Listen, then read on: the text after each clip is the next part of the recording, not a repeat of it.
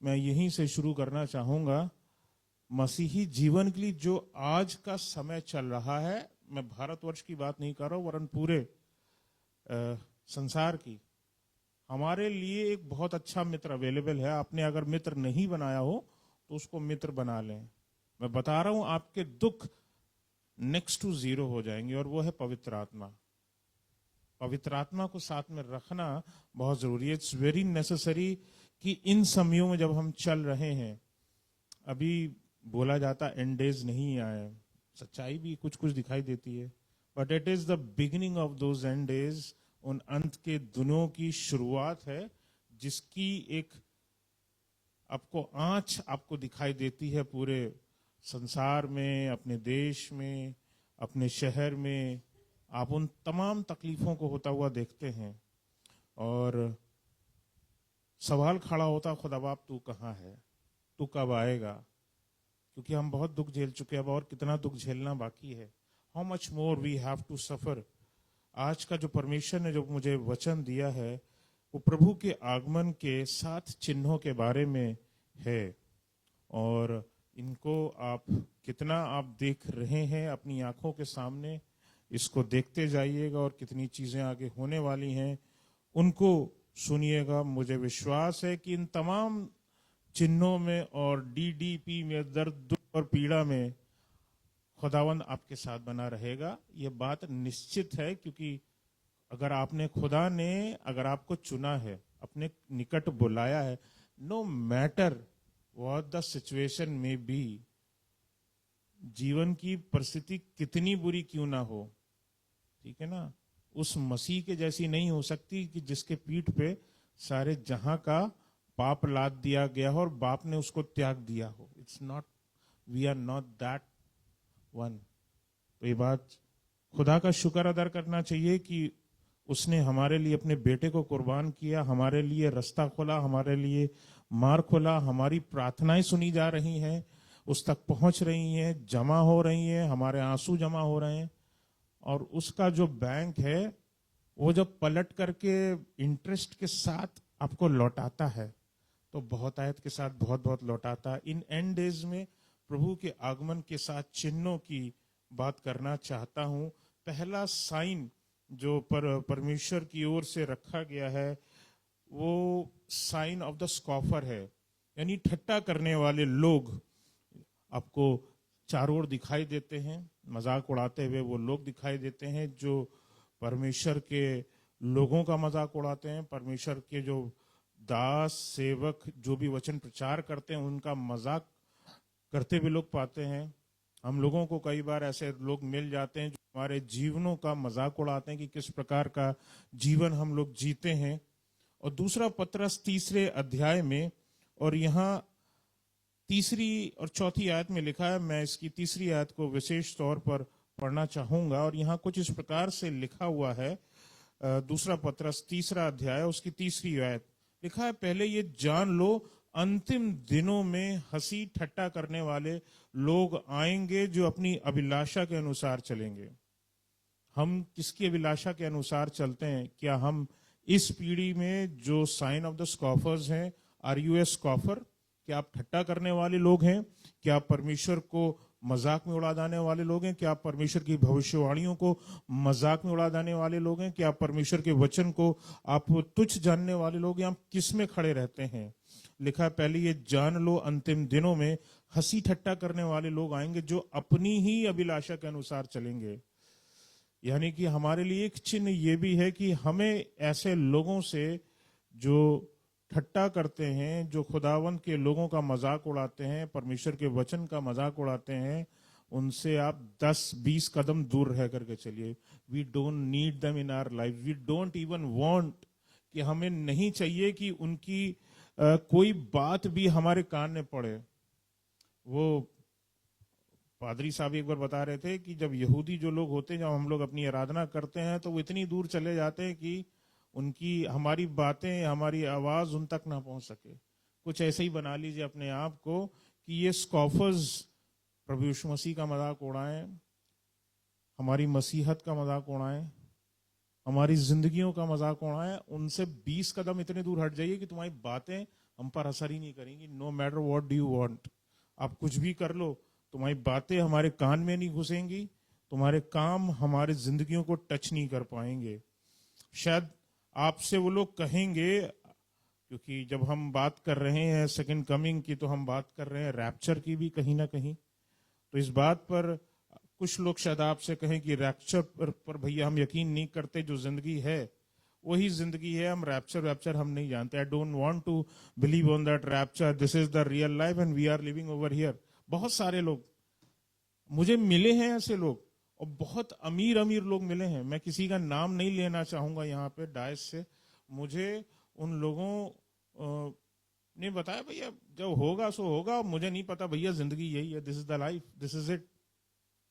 तो वो लोग रैप्चर जैसे मानो यकीन ही नहीं करना चाहते कि वो समय आएगा जब मसीही लोग, वो खुदावंद के वो लोग जो परमेश्वर के भय में चलते हैं, वो खुदा के साथ उठा लिए जाएंगे। Many people think it's a 2000 year old story, उसको कहानी मानते हैं भैया। बहुत सारे लोग वो पता नहीं कौन से फैक्ट्स संसार में शैतान ने भटकाने के लिए लगा रखे हैं भैया, ये फैक्ट और वो फैक्ट और दिस फैक्ट और दिस फैक्ट। इंटरनेट की बात हो रही थी, ये सब भटकाने वाली चीजें हैं। परमेश्वर का वचन और जो बातें रखी गई हैं, ये 100% ट्रुथ है। This is the real truth. उस ट्रुथ पर हमेशा कायम होकर के चलें। ये 2000 साल पुरानी कहानी नहीं है, वो आज की हर मसीही के जीवन की वो कहानी है, जो हर व्यक्ति का एक जीवन का हिस्सा होना चाहिए, एक बिलीवर का जीवन का हिस्सा होना चाहिए। We are safe because that word of God lives in us. वो वचन हमारे अंदर जीवित रहता है, काम करता है।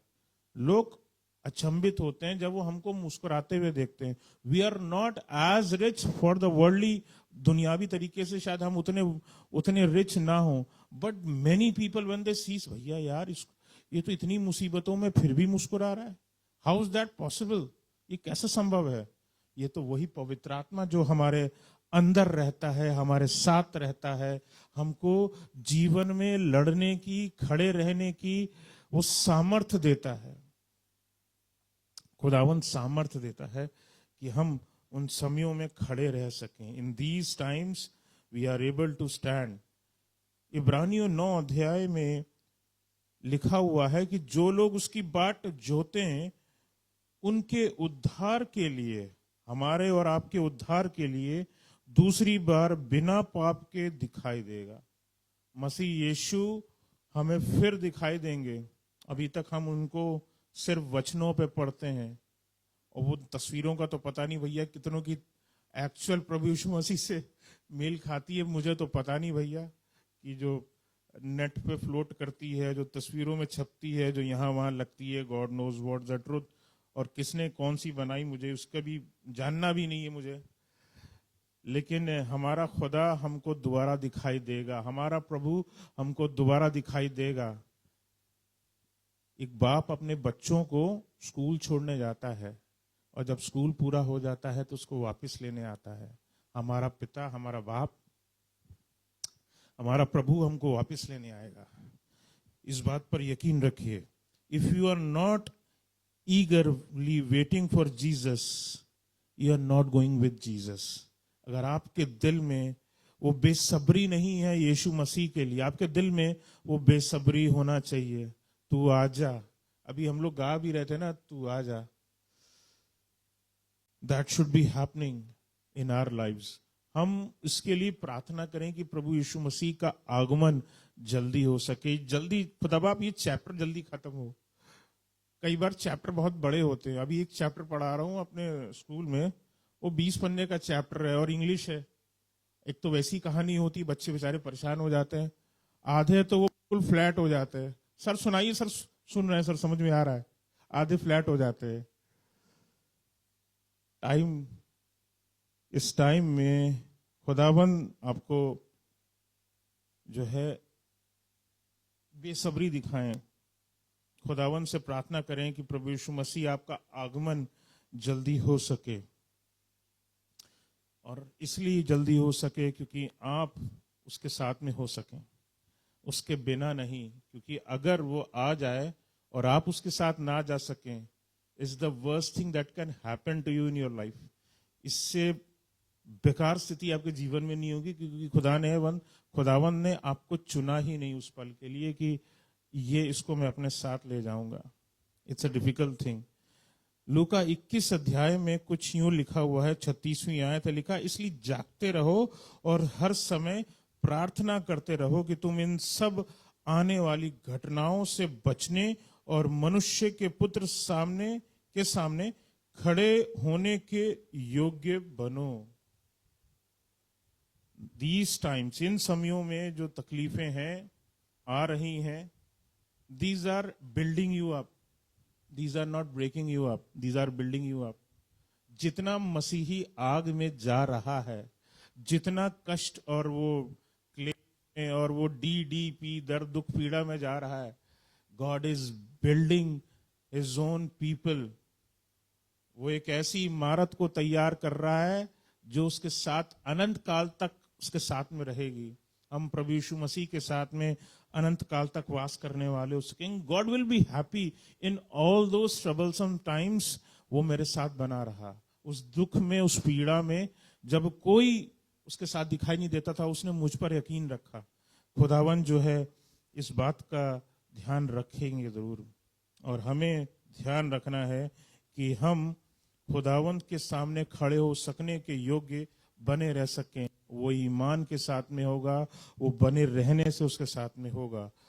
इट मीन्स इन सब चीजों के सामने बने रहने का मतलब ये है, coming of the antichrist will keep every person on earth, will kill every person on earth who refuses to take his mark. इस समयों में हर जो व्यक्ति मसीह को फॉलो करता है या फॉलो करेगा, बाइबल हमें यही सिखाती और बताती है, वो एंटी क्राइस्ट जो है वो उसको तबाह करने के लिए, उसको बर्बाद कर देने के लिए, उसको खत्म करने के लिए बिल्कुल खड़ा हुआ है। इट्स डन, वो हो करके रहेगा। अगर वो उसको करना है तो वो करेगा। लेकिन हमारा काम यह है कि भैया तुम हमारे इस जिस्म को तोड़ना चाहते हो, लेकिन हमारे ईमान को तुम नहीं तोड़ सकते। नो मैटर वो कितना बड़ा क्यों ना हो एंटी क्राइस्ट, जैसे कई बार लोग पढ़ते हैं और डरते हैं। लेकिन एक बात हमेशा ध्यान में रखिएगा, आपका खुदा सबसे बड़ा है और उससे बड़ा कोई नहीं है। और वो आपके साथ अगर बना हुआ है और आप खुदा में बने हुए हैं, आप दुनिया की हर जंग जीत जाएंगे, हर मुसीबत से पार हो जाएंगे, क्योंकि आपके युद्ध आप नहीं लड़ रहे, आपका खुदा लड़ रहा है। इस बात पर हमेशा ध्यान में रखिएगा, अपने दिल में रखिएगा। ये जो ग्रेट ट्रिब्यूलेशन का जो पीरियड है, क्लेश का समय है, जो 7 साल का रखा है और है जो आने वाला है, उसमें 21 महाविपत्तियां आएंगी। और इस 21 महाविपत्तियों में दुनिया की 1/3 लगभग आबादी जो है वो खत्म हो जाएगी। हमारे लिए आशा ये है, हमारा विश्वास ये है, Jesus is on the way. जैसे कि परमेश्वर ने अपने बेटे को भेजा, जैसे कि परमेश्वर ने पवित्र आत्मा को भेजा, और जैसे कि उसका वायदा है वो फिर वापस आएगा। So Jesus is on the way. आप दुआ करिए कि वो जल्दी और हमारे तक पहुंच सकें। पहला थिस्सलुनीकियों 4 अध्याय और उसकी 16वीं आयत में अगर हम पढ़ेंगे तो यहाँ कुछ इस प्रकार से लिखा है, इसको पढ़ दें। पहला थिस्सलुनीकियों 4 अध्याय और उसकी 16वीं आयत।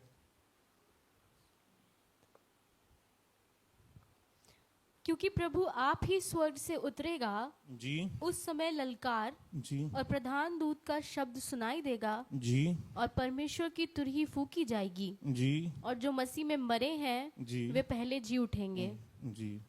परमेश्वर के इस वचन में कुछ बात लिखी है जो मेरे को, जब मैंने इस आयत को पढ़ा तो हमने कहा खुदावन ये बात मुझे और चीजों से बेहतर समझनी। इसमें लिखा है प्रभु आप ही स्वर्ग से उतरेगा, दिस इज डन लिखा हुआ है। और हम इस बात को लिखा, उसके आगे लिखा उस समय ललकार। ने कहा ललकार क्या है प्रभु, ये किस बात की ललकार कही जा रही है? ये प्रॉपर जिस लैंग्वेज में ये पत्री लिखी गई वो ग्रीक भाषा है, और वहाँ इसके लिए वर्ड यूज होता है केलिसुमा, ये ग्रीक वर्ड है। और इसका मतलब होता है युद्ध में आज्ञा, या इसको आप यूं भी बोल सकते हैं, इंग्लिश में एक वर्ड होता है बैटल क्राई। यानी कि जब खुदा के लोगों को जगाना हो, फौज के लोगों को जब जगाना होता है, जोश में भरना होता है, तब बैटल क्राई दी जाती है। हर रेजिमेंट का, फौज में जो रेजिमेंट होती है, उनकी अपनी बैटल क्राइज होती हैं, जिससे वो अपने लोगों के अंदर जो है वो भरते हैं कि उनके अंदर और सामर्थ्य आए, वो बहादुरी आए और वो लड़ने के लिए तैयार हो सके। तो एक प्रकार की ललकार जो है वो बैटल क्राई को यहाँ बताती है। और यहाँ परमेश्वर के जो एंजल्स प्रभु यीशु मसीह के साथ में आएंगे, ये उनके लिए जो भी उनको कार्यवाही करनी है वो तैयारी करने के लिए एक तरह से वो बैटल क्राई दी जा रही है, ताकि वो बैटल क्राई तैयार करे और जोरावर ढंग से खुदावंद के स्वर्गदूत आ करके उस घड़ी काम कर सकें। ये इसलिए ललकार दी गई है। और ये बैटल क्राई जो है, हम इसको प्रभु यीशु मसीह के जीवन में भी दे सकते हैं।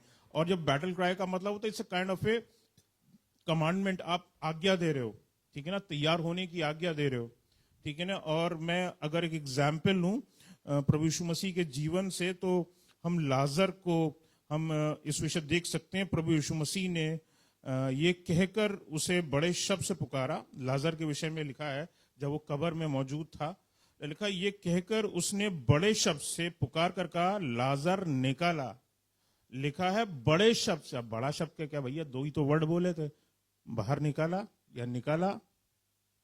यार ये बहुत बड़ा शब्द था क्या? 20-25 वर्ड थे, सेंटेंस 20-25 अल्फाबेट थे या 50 अल्फाबेट थे, क्या था? तो बड़ा शब्द का क्या मतलब है? यू सिंपली कमांड, ठीक है ना। प्रभु यीशु मसीह ने वहां आज्ञा दी थी मौत को, छोड़ दे इसको। वो कब्र में पड़ा हुआ था, 3 दिन तक सड़ रहा था। लोग बोल रहे भैया सड़ रहा होगा, इसको छोड़ दो भैया, जाने वाला जा चुका, तुम कहां चले आए हो। लेकिन मरियम को भरोसा था और उसको वो ले करके गई और वो लाजर बाहर निकल करके आया। तो ये हमारे लिए, इवन प्रभु यीशु मसीह ने उस समय ये दिया था। और जब ये बैटल क्राई अंत के समय, प्रभु यीशु मसीह के समय में होगी, तो बाइबल हमको बताती है मुर्दे जिंदा हो जाएंगे। इट इज गिवन, ठीक है ना, it is because of this battle cry. वो बैटल क्राई वही बैटल क्राई जो उस घड़ी, उस समय जब लाजर के लिए बोली गई थी, लाजर जिंदा हुआ था। और उस घड़ी जब प्रभु यीशु मसीह ने कब्र में जाना, मौत को हासिल करना समझ लिया, उस समय लोग आजाद हुए थे। और विश्वास मानिए कि दोबारा फिर ये होने वाला है, जैसे कि बाइबल हमको बताती है, it is going to happen again, the dead will rise again on Jesus second coming. दोबारा जी उठेंगे। और इसकी 17वीं आयत में पढ़ेंगे, इसको हम लोग आगे पढ़ते हैं 17वीं आयत में। तब हम जो जीवित और बचे रहेंगे जी उनके साथ बादलों पर उठा लिए जाएंगे जी कि हवा में प्रभु से मिलें, जी। और इस रीति से हम सदा प्रभु के साथ रहेंगे। इसमें 2 प्यारे, बहुत प्यारी बातें लिखी हैं इस आयत में। इसमें लिखा है तब हम जो जीवित और बचे रहेंगे उनके साथ बादलों में उठा लिए जाएंगे। उन स्वर्गदूतों के साथ, प्रभु यीशु मसीह के साथ बादलों पर उठा लिए जाएंगे। लिखा है उठा लिए जाएंगे, टेकन अवे। इसके लिए जो बाइबल में, ग्रीक बाइबल में जो वर्ड यूज हुआ है वो है हरपाजो। हरपाजो का मतलब है छीन लेना, स्नैच अवे। परमेश्वर ने हमें दिया है संसार को, God has given us to the world, कि हम यहां पर रहें और हम परमेश्वर के लोगों में जीवन को डालें, उस अनंत जीवन को डालें। वो बात को डालने के लिए हमें इस दुनिया को दिया है। And if the world is not wanting us, God will snatch us. तुम्हें रखना ही नहीं है, तुम्हें पसंद ही नहीं है लोग, ये मेरे लोग हैं, तुम्हें ये पसंद नहीं, ठीक है मैं इनको ले लेता हूं। God will take us away, and that is why, इसीलिए जो है जब प्रभु यीशु मसीह का आगमन होगा, हम उसके साथ उठा लिए जाएंगे। This is to happen, this is the thing to happen. हरपाजो, छीन ले जाना। परमेश्वर छीन लेंगे उन लोगों को इस संसार के लोगों से, हम लोगों को छीन लिया जाएगा।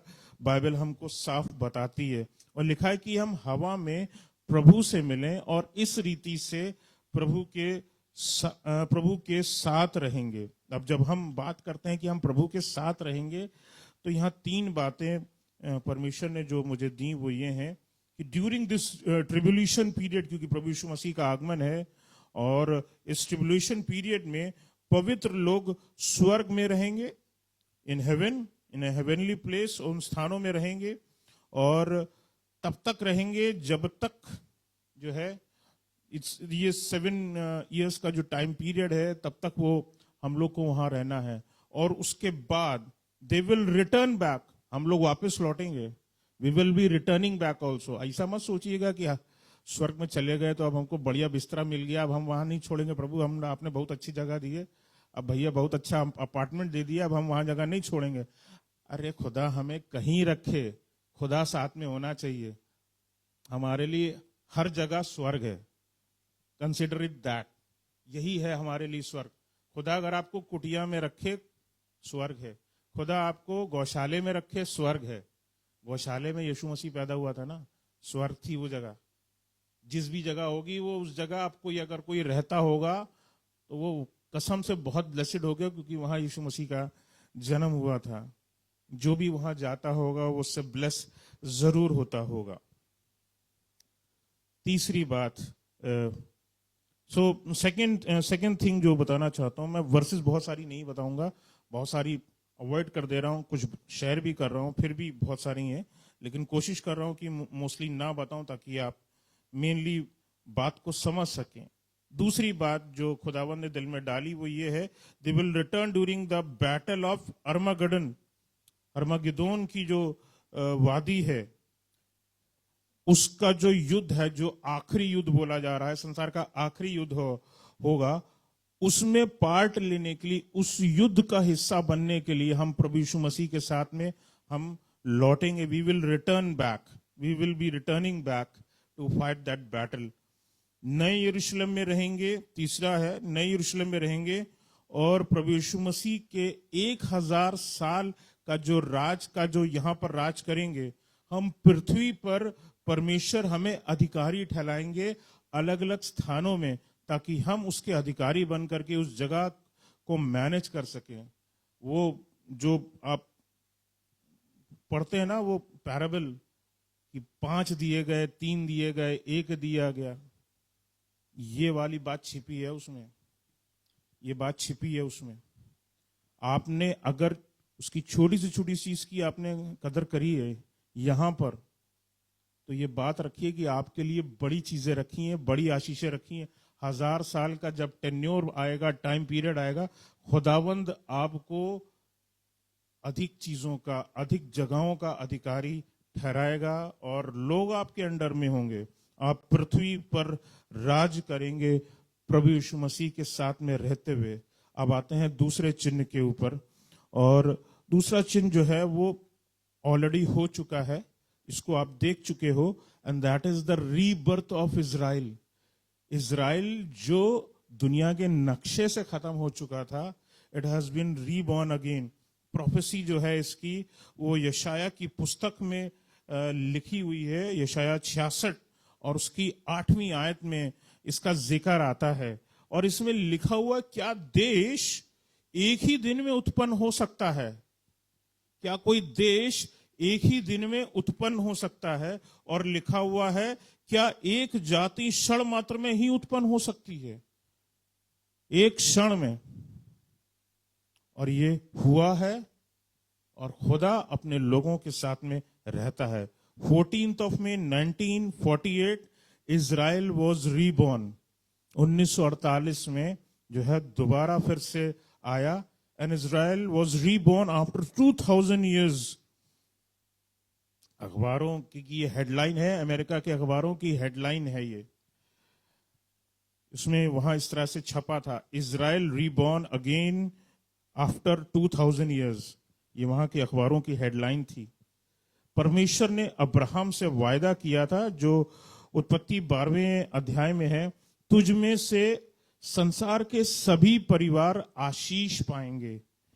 आपको जानकर शायद हैरानी होगी कि खुद अमेरिका की जो खोज हुई है, जिसको हम बोलते हैं क्रिस्टोफर कोलंबस ने की थी, उनको भेजा गया था कि वो यहूदियों, और अब पता नहीं शायद कितने लोग जानते नहीं जानते, मुझे पता चला तो मैं आपसे शेयर कर रहा हूं। और मुझे ये पता चला उससे कि जो क्रिस्टोफर कोलंबस को भेजा गया था, बेसिकली इस पर्पज से भेजा गया था, वो यहूदी जो स्पेन में रहने वाले थे, जिनको उनके राजा ने निकाल दिया था, जिसका नाम फर्डिनैंड था, और उसने उनको बाहर निकाल दिया था अपने देश से, और उन लोगों को रहने के लिए जगह चाहिए थी। खुदावन ने एक नया देश बना दिया। इस दुनिया के लोग अगर आपको जगह नहीं देंगे ना, खुदावन आपके लिए नया देश बना देगा। God will give you a new place. एक दिन में खड़ा कर देगा, एक पल में खड़ा कर देगा। खुदा आपके साथ रहने वाला परमेश्वर है। डीडीपी की परवाह मत करिए, जीसस की परवाह कीजिए। डीडीपी में 3 प्रॉब्लम है शायद, उसमें 5 अक्षर आते हैं, और वो बहुत सामर्थी है, वो बहुत सामर्थी प्रभु है, और वो आपके साथ रहने वाला प्रभु है। Israel was reborn. इज़राइल एक लौता देश है जिसके साथ परमेश्वर ने वाचा बांधी है। God blesses the Jewish people. वो उसकी विशेष कृपा यहूदी लोगों पर डायरेक्टली बनी रहती है। उसकी चुनी हुई कौम है। यहूदियों में से ही प्रभु यीशु भी मसीह भी निकले, ये आप जानते हैं और हम सभी जानते हैं। और वो यहूदी कौम जो है, परमेश्वर की आंखों का जो है वो पुतली के समान है। इट्स जस्ट लाइक ए क्या बोलते हैं, एप्पल ऑफ द आई, क्या बोलते हैं इस वर्ड, अगर मैं गलत नहीं मिस हो रहा हूं तो यही है, एप्पल ऑफ गॉड्स आई। तो ये सोचने की बात है। तीसरे साइन पर आता हूं, third sign. The third sign is the king of the north.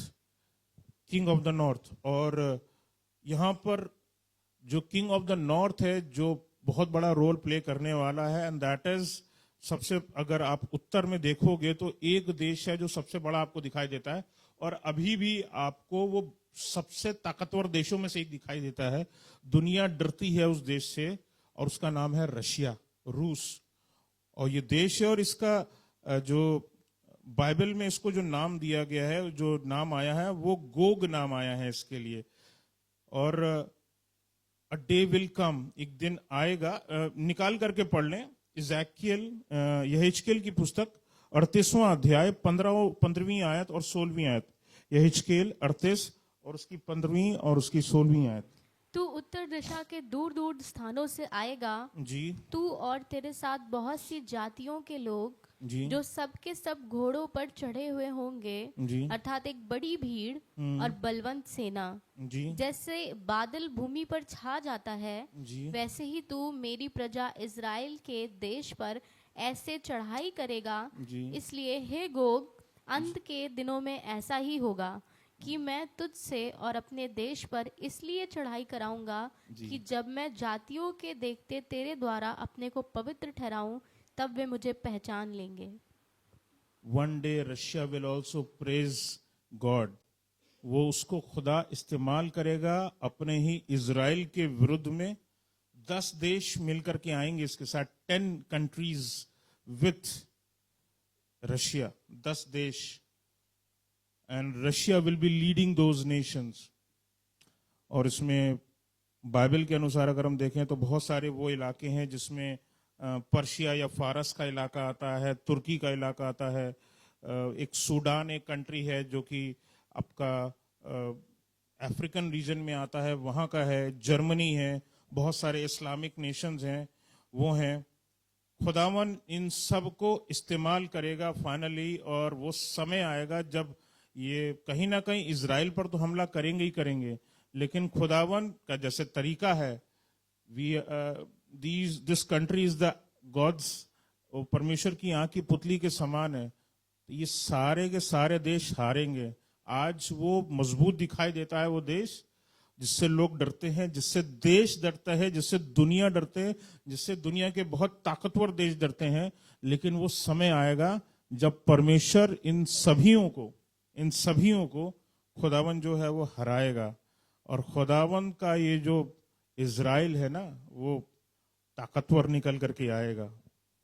और Russia will be praising one day, खुदावन की एक बार वो आराधना जरूर करेगा। चौथे साइन पर आते हैं, और वो मत्ती 24 अध्याय और उसकी 14वीं आयत में लिखा हुआ है, और ये वो समय है, चौथा साइन, और इसमें लिखा हुआ है, मैं बताना चाहता हूं, परमेश्वर का वचन संसार भर में प्रचार किया जाएगा। परमेश्वर का वचन जो है वो संसार भर में प्रचार किया जाएगा। आज बहुत सारी जगहों पर बहुत सारे रिस्ट्रिक्शंस रहते हैं, भैया यहाँ नहीं, भैया ऐसे नहीं, भैया वैसे नहीं। उस समय कोई दिक्कत नहीं, भैया सब जगह होगा, परमेश्वर का वचन सब जगह प्रचार किया जाएगा। राज्य का ये सुसमाचार सारे जगत में प्रचार किया जाएगा कि सब जातियों पर गवाही हो, और लिखा तब अंत आ जाएगा। The end will come at that point of moment. पांचवें साइन पर आता हूं। पांचवा साइन जो है, that is the knowledge explosion. ज्ञान से दुनिया जो है वो पूरी भर जाएगी।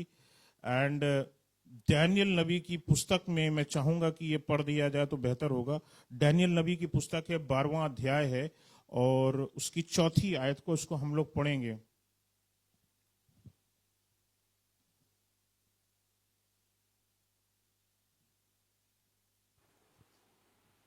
परंतु हे दानियल, जी तू इस पुस्तक पर मुहर करके जी इन वचनों को अंत समय तक के लिए बंद रख। जी बहुत से लोग पूछ-पाछ और ढूंढ-ढांड करेंगे जी। और इससे ज्ञान बढ़ भी जाएगा। लिखा है कि ज्ञान बहुत बढ़ जाएगा। ये ज्ञान दुनियावी ज्ञान तो है ही है, लेकिन जब परमेश्वर के वचनों में छानबीन होती है, और आपको ऐसे न जाने कितने वीडियो मिले होंगे जो प्रभु यीशु मसीह के सेकंड कमिंग और जो काम हो रहा है, जो चीजें हो चुकी हैं, सक्सेसफुली फुलफिल हो चुकी हैं प्रोफेसीज, उसके ऊपर काम हो रहा है। तो ये उसी बात को, उसी ज्ञान को, उसी नॉलेज के एक्सप्लोजन को दिखाता है। सारी दुनिया में ये चीजें पता चलने वाली हैं, चंद लोगों तक बात नहीं रह जाएगी। It will be A knowledge explosion, explode करेगी नॉलेज। और ये बात आज हम पढ़ रहे हैं, लेकिन आने वाली हर पीढ़ी, हर जाति, हर धर्म, हर देश के लोग इस बात को जानेंगे जरूर। Knowledge explosion will happen. और छठवीं साइन पर आता हूं, और ये भयानक चीज है, इसको निकाल लेंगे। जकरिया 14वां अध्याय और उसकी 12वीं आयत। और यहां पर एक वो चीज है जिसका पूरी दुनिया डरती है सन 1945 के बाद से। शायद आप समझ गए होंगे कि मैं किसकी बात कर रहा हूं। I am talking about the nuclear warfare, और यहां पे उसका जिक्र आ रहा है। उसको पढ़ दें। जकरिया की पुस्तक 14वां अध्याय और उसकी 12वीं आयत। जितनी जातियों ने यरूशलेम से युद्ध किया है, जी उन सबों को यहोवा ऐसी मार से मारेगा जी कि खड़े खड़े उनका मांस सड़ जाएगा, जी और उनकी आंखें अपने गोलकों में सड़ जाएंगी, जी और उनकी जीभ उनके मुंह में सड़ जाएगी। जी। ये परमेश्वर के वचन में लिखा, this thing will happen, it will happen because of that nuclear warfare. वो एटम बॉम्ब के एक्सप्लोजन्स आज जिससे हम दुनिया डरती है, उस समय होंगे, और वो युद्ध का एक बहुत बड़ा हिस्सा होंगे। और इसीलिए जैसे कि हमने शुरुआत में भी हमने बात करी थी, बताया था कि दुनिया की 1/3 लगभग आबादी खत्म हो जाएगी, उसमें इसका भी बहुत बड़ा रोल है। So this things will happen. ये तमाम बातें मसीही लोगों के लिए नहीं लिखी हैं कि हम उस आग का कौर हो जाएंगे, खुदावंद के लोग तो उठा लिए जाएंगे। ये उसके बाद की घटना है, यानी कि जो इस संसार में हो रहा है, ये बताने के लिए इसलिए है। आप पूछ रहे हो कि भैया फिर हम जब उठा लिए जाएंगे तो हम क्यों पढ़ रहे हैं इस चीज को? भैया 4 लोगों को और बताओ, जरूरी है बताना, क्योंकि उसको भी चलना है प्रभु यीशु मसीह के पास, खुदा के पास चलना, उसको जरूर बचाइए। नहीं तो इस दुनिया में उसको कष्ट और क्लेश के लिए, डीडीपी के लिए, दर्द दुख और पीड़ा के लिए मत छोड़िए उसको। आपको बहुत दुख होगा, कहीं परमेश्वर भी आपसे बोल पड़े जब आप उसके साथ अनंत काल में, बेटा तुमने उसके लिए तुमने उसके लिए तुमने प्रार्थना शायद नहीं करी, तुमको और लग करके थोड़ा करना चाहिए था, ठीक है ना? तो we should be trying at utmost levels for that. 7वें साइन पर और आखिरी साइन पर आता हूं, और ये साइन है किंग ऑफ द ईस्ट, ठीक है ना? और ये भी बहुत पावरफुल कंट्री है आज के समय में, और उसको वो हमारे मुल्क के बहुत पास में रहता है और साइज में बहुत बड़ा है। इसको आप नक्शे पे देखेंगे तो आराम से शायद आपका एक हाथ की हथेली का एक हिस्सा उसमें आ जाएगा। एंड वी नो दैट उस देश का नाम चाइना है, और चाइना से बहुत का एक बड़ा रोल है। China is a big power now. और आखिरी किताब पर आते हैं, ये आखिरी आयत होगी if I am not wrong. मैं आप लोगों के बीच में आखिरी आयत पढ़ा के खत्म करूंगा, और ये है प्रकाशित वाक्य की, और ये 9वां अध्याय और उसकी 16वीं आयत को हम लोग पढ़ेंगे। प्रकाशित वाक्य 9वां अध्याय, और ये लास्ट का जो अर्मागेडन का जो बैटल है, इस दुनिया का जो आखिरी युद्ध है, जो प्रभु यीशु मसीह के विरुद्ध जो लोग खड़े होंगे, ये उनकी फौज की संख्या दी है। आप पढ़ेंगे इसमें। उनकी फौज के सवारों की गिनती जी 20 करोड़ थी। कितनी है? 20 करोड़। 20 करोड़। किसी देश की इकलौती फौज में इतने लोग नहीं होंगे, 20 करोड़ की फौज है, और सब के सब प्रभु यीशु मसीह के विरुद्ध में खड़े होंगे जब वो यहां पर अपना अंतिम संसार का अंतिम युद्ध लड़ा जा रहा होगा, यहां अपना तख्त लगाएंगे। उस समय की घटना है ये। 20 करोड़ लोग प्रभु यीशु मसीह के विरुद्ध में खड़े हुए हमें दिखाई दे रहे हैं। फौजों के सवारों की गिनती उन तमाम लोगों की दिखाई दे रही है। हम लोग पलक झपकते ही, हम लोगों का तो यह है कि बाइबल जैसे हमें बताती कि हम लोग पलक झपकते ही उठा लिए जाएंगे, और ये 7 वर्ष का जो महाक्लेश का समय है, प्रभु यीशु मसीह के आगमन का एक समय होगा, और प्रभु यीशु मसीह इसके बाद उनका यरूशलेम में आना है, और वो प्रभु यीशु मसीह यरूशलेम में आएंगे।